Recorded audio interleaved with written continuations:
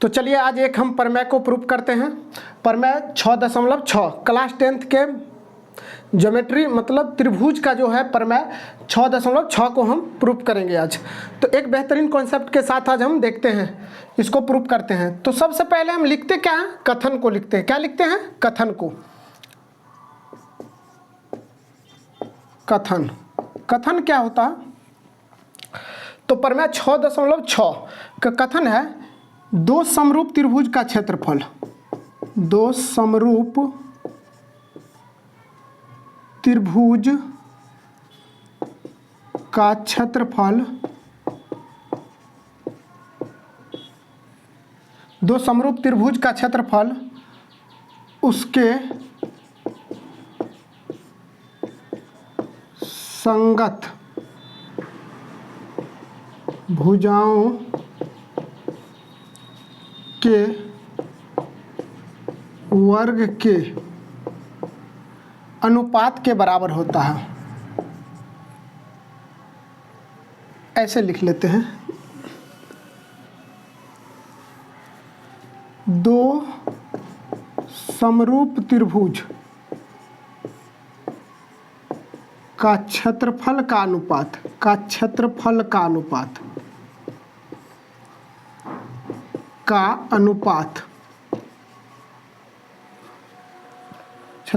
अनुपात उसके संगत भुजाओं के वर्ग के अनुपात, उसके संगत भुजाओं के वर्ग के अनुपात के बराबर होता है, बराबर होता है। अब देखिए कथन में कह रहा है कि दो समरूप त्रिभुज है। दो क्या है? त्रिभुज है जो समरूप है। एक त्रिभुज ले लेते हैं ये वाला, इसका नाम ले लेते हैं ABC, और एक त्रिभुज ले लेते हैं PQR। दो त्रिभुज ले लिए, उसका जो क्षेत्रफल होगा इस दोनों त्रिभुज का उसके संगत भुजा के वर्ग के अनुपात के बराबर होगा। तो अब देखिए कथन के बाद क्या है, दिया है। क्या चीज दिया है? दिया है कि त्रिभुज ABC समरूप त्रिभुज PQR है। ABC त्रिभुज और त्रिभुज PQR दोनों क्या है? समरूप है। अर्थात समरूप होता है तो क्या होता है, उसके संगत कोण आपस में क्या होंगे? बराबर होंगे। तो कोण A होगा किसके बराबर? P के बराबर। कोण B किसके बराबर? Q के बराबर। कोण C किसके बराबर? कोण R के बराबर होगा। तो अर्थात कोण A बराबर क्या हो जाएगा? कोण P। कोण B बराबर क्या हो जाएगा? कोण Q। और कोण C बराबर क्या हो जाएगा? कोण R। कोण R। और एवं कर लेते हैं, एवं संगत भुजा अनुपातिक होगा। तो AB का संगत PQ और AC का संगत PR और BC का संगत QR। तो AB बट्टा क्या हो जाएगा? PQ। AB बट्टा PQ बराबर क्या हो जाएगा? AC बट्टा PR। तो AC बट्टा PR बराबर फिर क्या हो जाएगा? BC बट्टा QR। BC बट्टा QR। इतना चीज दिया है। अर्थात जब दो त्रिभुज समरूप होता है ना तो उसका संगत कोण बराबर होता है और संगत भुजा अनुपातिक होता है। दिया है के बाद क्या करना है? सिद्ध करना है। क्या चीज सिद्ध करना है सो देख लेते हैं। सिद्ध करना है। अब कथन में पढ़िए कि कह रहा है दो समरूप त्रिभुज का क्षेत्रफल का जो अनुपात होता है, तो दो त्रिभुज ABC है तो दोनों त्रिभुज का क्षेत्रफल का जो अनुपात होगा उसके संगत भुजा के वर्ग के अनुपात के बराबर होगा। तो संगत भुजा का अनुपात ये है, इसका सिर्फ क्या करना है? वर्ग करना है। किसके बराबर? तो ये दोनों क्षेत्रफल के रेशियो के बराबर। तो एरिया ऑफ ट्रायंगल ABC और बट्टा एरिया ऑफ ट्रायंगल क्या हो जाएगा? PQR। ये दोनों का क्षेत्रफल का जो अनुपात है इसके संगत भुजा के वर्ग के अनुपात के बराबर। तो मतलब ए बी बट्टा पी क्यू का वर्ग या फिर बराबर होगा किसका, ए सी बट्टा पी आर के वर्ग के बराबर, ए सी बट्टा पी आर के वर्ग के बराबर, या फिर होगा बी सी बट्टा क्यू आर, बी सी बट्टा क्यू आर के वर्ग के बराबर होता है। दो त्रिभुज समरूप होता है तो उसका जो क्षेत्रफल होता है, क्षेत्रफल का जो अनुपात होगा उसके संगत भुजा के वर्ग के अनुपात के बराबर होता है। या तो ए बी बट्टा पी क्यू के बराबर हो, स्क्वायर के बराबर होगा, फिर या तो इसके बराबर होगा या फिर इसके बराबर होगा, तीनों में से किसी एक के बराबर होगा। तो देखिए अब हमको क्या करना है, कथन के बाद दिया है के बाद सिद्ध करना, उसके बाद रचना। रचना में क्या करना है सो समझिए। रचना में करना है ए एम लंब, देखिए ए एम लंब डाले हैं किस पर, ए एम लंब बी सी पर डाला। क्या किए हैं, ए एम लंब हम कहाँ पे डाले हैं, बी सी पर। तो ए एम लंब बी सी पर एवं पी एन मान लेते हैं इसको, पी एन लंब, इसको एन कर लेते हैं। तो पी एन लंब किस पर डाले हैं, क्यू आर पर। तो पी एन लंब डाला किस पर, क्यू आर पर डाला। इतना समझने में आप लोगों को दिक्कत नहीं हुआ होगा। अब देखिए उपपत्ति में, उपपत्ति में क्या करते हैं, अब हम करते क्या है, बस यही दोनों त्रिभुज का क्षेत्रफल का रेशियो निकालते हैं। तो area of triangle A B C और बट्टा एरिया ऑफ ट्रायंगल क्या हो जाएगा, पी क्यू आर बराबर। अब देखिए त्रिभुज ए बी सी का क्षेत्रफल निकालेंगे तो क्या होता है, 1/2 आधार गुने ऊंचाई। तो ए बी सी का निकालेंगे तो ए बी सी का क्षेत्रफल निकालेंगे तो 1/2 आधार क्या है इसका, बी सी है। तो बी सी और गुने ऊंचाई क्या है, तो ए एम है। जो लंब होता है वही उसकी ऊंचाई होता है। और बट्टा अब किसका निकालना है, त्रिभुज पी क्यू आर का। तो पी क्यू आर का क्षेत्रफल निकालेंगे तो क्या होगा, 1/2 गुने आधार, आधार क्या है, क्यू आर है, क्यू आर, और गुने ऊंचाई, ऊंचाई क्या है, पी एन है। तो इसको हम निकालेंगे। तो अब इससे इसको काट लिए।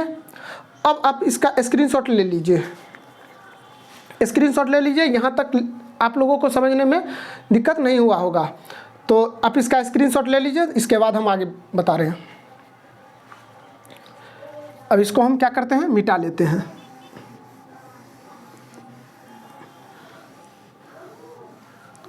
अब देखिए हमको आगे जो है ना फिर काम होने वाला है किसका, ये जो दिया हुआ है कोण बराबर है इसका और भुजा अनुपातिक का।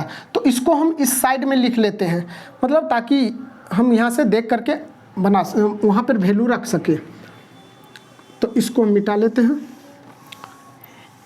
अब देखिए अब यहाँ पे हम लिख लेते हैं कोण ए जो है सो किसके बराबर, कोण पी के बराबर, कोण बी जो होगा वो कोण क्यू के बराबर, कोण सी बराबर कोण आर है। और क्या है, भुजानुपातिक ए बी बट्टा पी क्यू, ए बी बट्टा पी क्यू बराबर ए सी बट्टा पी आर बराबर बी सी बट्टा क्यू आर है। इतना चीज़ दिया है। अब हम इसको क्या करते हैं, मिटा लेते हैं।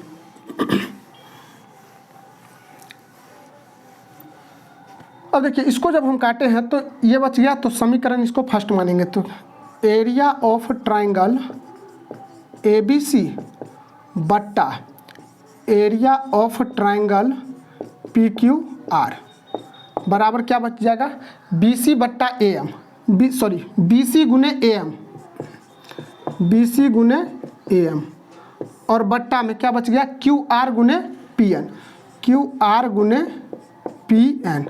इसको हम मान लेते हैं समीकरण, क्या मान लेंगे, समीकरण फर्स्ट। हम इसको मिटा लेते हैं। अब देखिए अब हमको करना क्या है, अब हमको करना है कि त्रिभुज ए बी एम, इधर वाला त्रिभुज, अगर हम इस त्रिभुज का इधर वाला ले रहे हैं पार्ट, तो इस त्रिभुज में भी पी क्यू एन लेंगे, ये वाला, दोनों को आपस में समरूप करेंगे। अगर हम इस त्रिभुज में, बड़ा वाला त्रिभुज में ए बी सी त्रिभुज ले रहे हैं तो इसमें भी पी एन आर लेंगे, इधर वाला।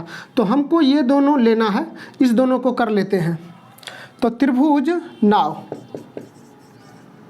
ट्रायंगल ABM एवं त्रिभुज ABM एवं त्रिभुज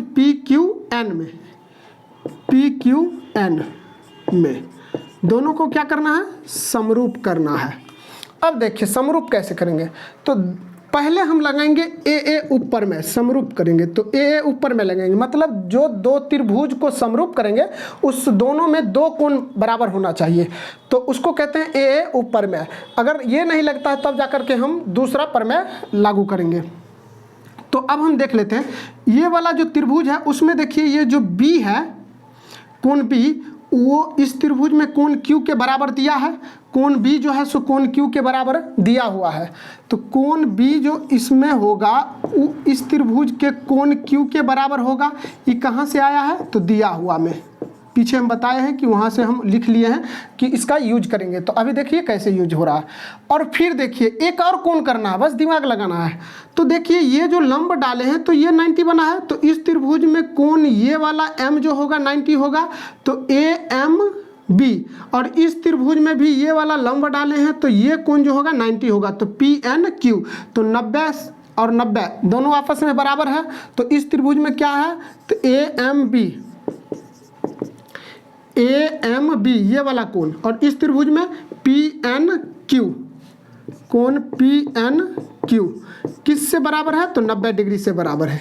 किससे बराबर है, तो 90 डिग्री से ये दोनों कोण आपस में बराबर है। अब हम क्या करते हैं, तो चूंकि त्रिभुज ABM समरूप है त्रिभुज किसका, PQN किस नियम से, तो दो कोण अभी बराबर किए हैं, तो अभी जस्ट बताएं कौन सा प्रमेय, तो AA ऊपर में, उप प्रमेय, इसको भी हम प्रूफ करेंगे AA ऊपर में को, तो AA ऊपर में से। तो इसीलिए जब दो त्रिभुज आपस में क्या होता है, दो त्रिभुज आपस में अगर समरूप होता है तो उसकी संगत भुजा क्या होती है, संगत भुजा अनुपातिक होती है। तो अब देखिए संगत भुजा अनुपातिक होती है, तो हम इसको बना लेते हैं इस दोनों त्रिभुज को अलग में इस तरह से, ये वाला 90 कोण, ये वाला भी 90। अब देखिए इसमें BQ के बराबर है, तो इस त्रिभुज को मान लेते हैं ABM। एक मिनट, अब देखिए अब ABM त्रिभुज एक हम बना लिए इधर, और PQN ये वाला बना लिए हम। अब हमको करना क्या है, तो ये जो B कोण है इसमें और Q कोण जो है सो इसमें बराबर है, तो अगर हम B इसको मान लेते हैं तो इसमें भी ये कोण Q हो जाएगा, क्योंकि B का संगत क्या है, Q है। तो ये जो B होगा ये Q के बराबर है। अब फिर दूसरा कोण क्या है, M है, जो बीच में लिखा जाता है वही कोण होता है। तो M कोण जो है सो N कोण के बराबर है 90 डिग्री से।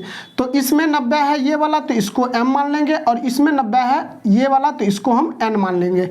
अब देखिए इस त्रिभुज का पूरा नाम ABM जो है, ABM, तो खाली जगह पर क्या भराएगा, A, और PQN में तो QN लिख लिए हैं, तो बचा क्या है, P, तो यहाँ पे जो खाली है वहाँ पे भर देंगे। अब देखिए अब हमको भुजा अनुपातिक करना है, तो AB का संगत क्या हो जाएगा, PQ, तो AB बट्टा क्या हो जाएगा, AB बट्टा PQ बराबर हो जाएगा AM बट्टा PN, AM बट्टा PN बराबर BM का संगत क्या है, QN, तो BM बट्टा QN, इस तरह से हम लिख लेंगे।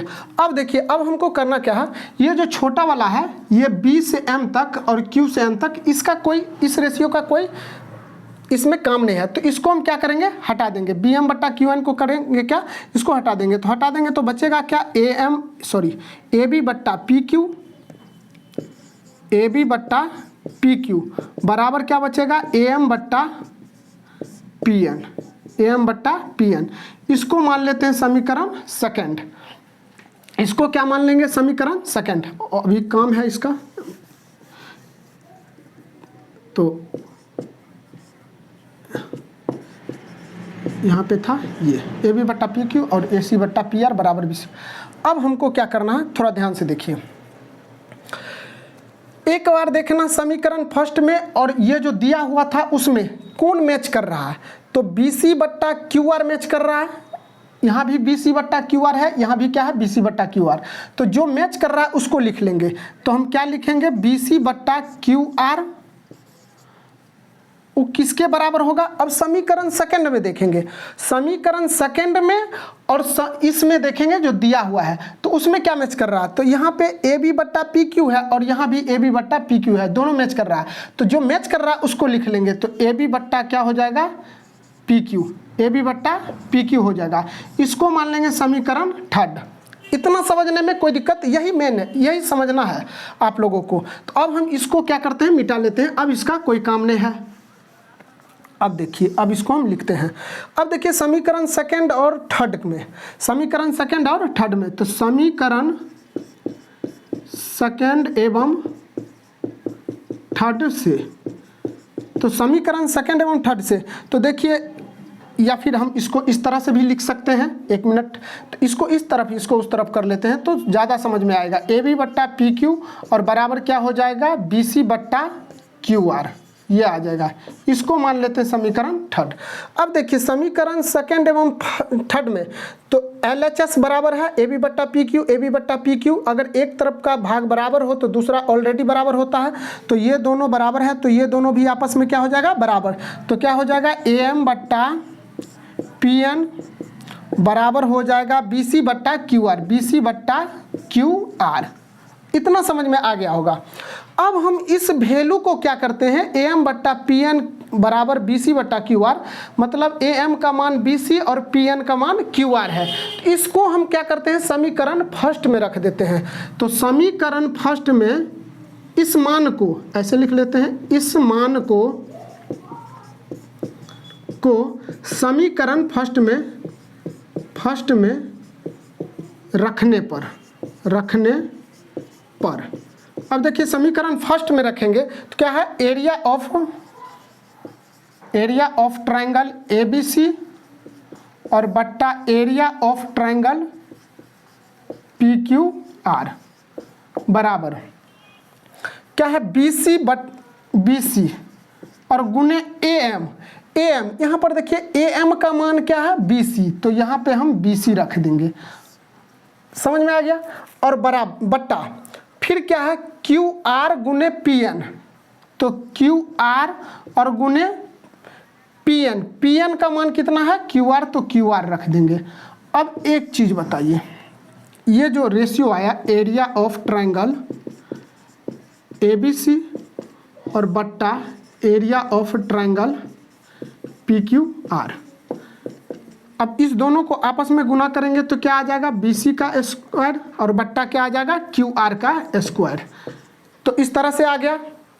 अब देखिए इसी प्रकार से हम साबित कर सकते हैं। क्या लिखेंगे? इसी प्रकार से साबित किया जा सकता है कि, अब देखिए area of triangle A B C और बट्टा area of triangle P Q R, ये जो बराबर होगा ए बी बट्टा पी क्यू का स्क्वायर, ए बी बट्टा पी क्यू का स्क्वायर, इसका स्क्वायर, फिर बराबर होगा किसका? ए सी बट्टा पी आर, ए सी बट्टा पी आर का होल स्क्वायर बराबर फिर किसका होगा? बी सी बट्टा क्यू आर। अभी हम जस्ट निकाले हैं बी सी बट्टा क्यू आर, तो बी सी बट्टा क्यू आर का होल स्क्वायर, मतलब इसका जो क्षेत्रफल का जो रेशियो है इस तरह से निकाल लिए। तो इसी प्रकार से हम इस दोनों को भी निकाल सकते हैं। यही लिखती है कि इसी प्रकार से साबित किया जा सकता है कि इतना जो त्रिभुज का क्षेत्रफल है इसका होल स्क्वायर के अनुपात के बराबर होगा। तो यही प्रूफ करना था। अब कहिएगा कि सिद्ध करने वाला में देखिए, अगर हम ए बी का स्क्वायर अलग लिख ले और बी सी का स्क्वायर, ए बी बट्टा पी क्यू है तो पी क्यू का स्क्वायर अलग लिख ले, इसको हम इस तरह से भी लिख सकते हैं, होल स्क्वायर इस तरह से लिख सकते हैं। तो आशा है कि ये वीडियो आप लोगों को समझ में आया होगा। तो समझ में आया होगा तो लाइक शेयर और कमेंट जरूर कीजिएगा। अगर मेरे चैनल पे नए हैं तो आप मेरे चैनल को सब्सक्राइब जरूर कर लीजिएगा। Thank you.